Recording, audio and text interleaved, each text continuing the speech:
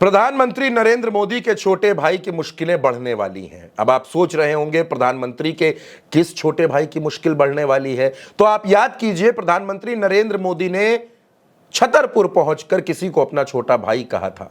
अगर आपको नहीं याद आ रहा तो मैं सुनवा भी देता हूं। मेरे छोटे भाई धीरेंद्र शास्त्री जी।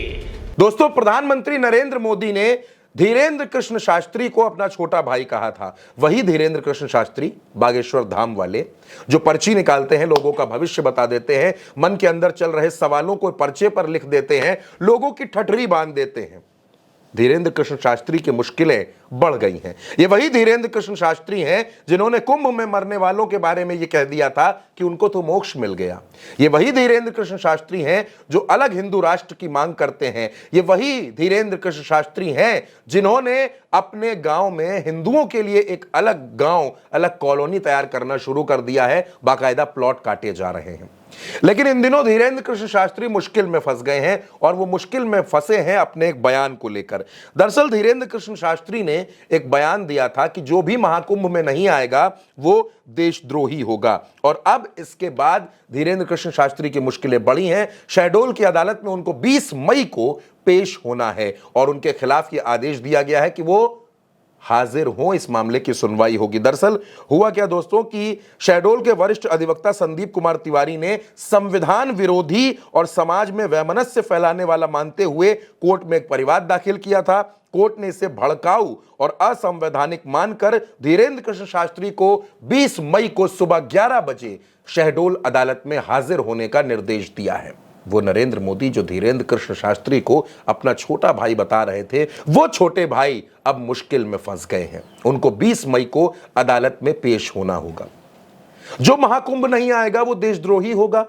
महाकुंभ में जो मर गए वो सीधे मोक्ष की प्राप्ति कर गए। ये उनके कुछ बयान हैं जो उन्होंने दिए महाकुंभ के दरमियान, जिसकी वजह से वो विवादों में भी रहे, और बाद में बड़े भावुक होकर, बड़े भावुक मन से उन्होंने कहा कि उनकी बात को गलत तरीके से समझा गया। वो ये नहीं कहना चाहते थे, वो कहना कुछ और चाहते थे, बात हो कुछ और गई।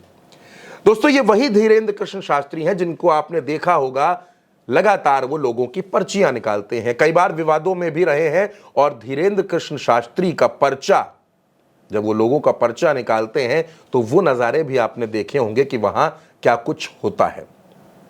देश में कोई भी बाबा, कोई भी संत हो, वो संविधान से ऊपर नहीं है दोस्तों। हमारे देश में सबसे ऊपर संविधान है और उसी के मुताबिक आपको बोलना होगा। अगर आप उसके खिलाफ जाकर बोलेंगे तो आपके सामने वैसी मुश्किल आएंगी जैसी धीरेंद्र कृष्ण शास्त्री के सामने खड़ी हो गई हैं। दोस्तों, धीरेंद्र कृष्ण शास्त्री पदयात्राएं भी करते रहे हैं, आपने देखी है उनकी पदयात्रा। राजनीतिक दिलचस्पी उनकी बहुत ज्यादा रहती है, टीवी मीडिया में जाने को बेहद आतुर रहते हैं, और अपनी इसी छपास और दिखास की बीमारी के चलते धीरेंद्र कृष्ण शास्त्री ने कुंभ में मरने वालों को, महाकुंभ में मरने वालों को मोक्ष की प्राप्ति का रास्ता बता दिया था कि आप जो मरे हैं उनको तो मोक्ष मिल गया है, और जो नहीं आएगा वो देशद्रोही होगा। ये धीरेंद्र कृष्ण शास्त्री के बयान थे, और अपने इन्हीं बयानों की वजह से अब वो मुश्किल में है। अब 20 मई को अदालत ये तय करेगी कि धीरेंद्र कृष्ण शास्त्री ने जो बयान दिया था वो समाज में कितना जहर फैलाने वाला था, समाज को कितना बांटने वाला था। क्योंकि एक वकील के परिवार पर अब यह सुनवाई होने जा रही है, और 20 मई को सुबह 11 बजे अदालत से आवाज आएगी, धीरेंद्र कृष्ण शास्त्री हाजिर हों और बाबा जी को अदालत में खड़े होकर अपनी बात पर सफाई रखनी होगी कि उन्होंने ऐसा क्यों कहा। वैसे भी आजकल बाबाओं को माफ़ी बहुत मांगनी पड़ती है। हाल ही में बाबा रामदेव ने भी खूब माफ़ी मांगी है, और अब नंबर धीरेंद्र कृष्ण शास्त्री का है। इस खबर में दोस्तों मेरे साथ इतना ही। आप अपनी राय कमेंट बॉक्स में मुझे ज़रूर बताइएगा। उल्टा चश्मा यूसी को सब्सक्राइब कीजिएगा, साथ दीजिएगा, सपोर्ट करिएगा। नमस्कार।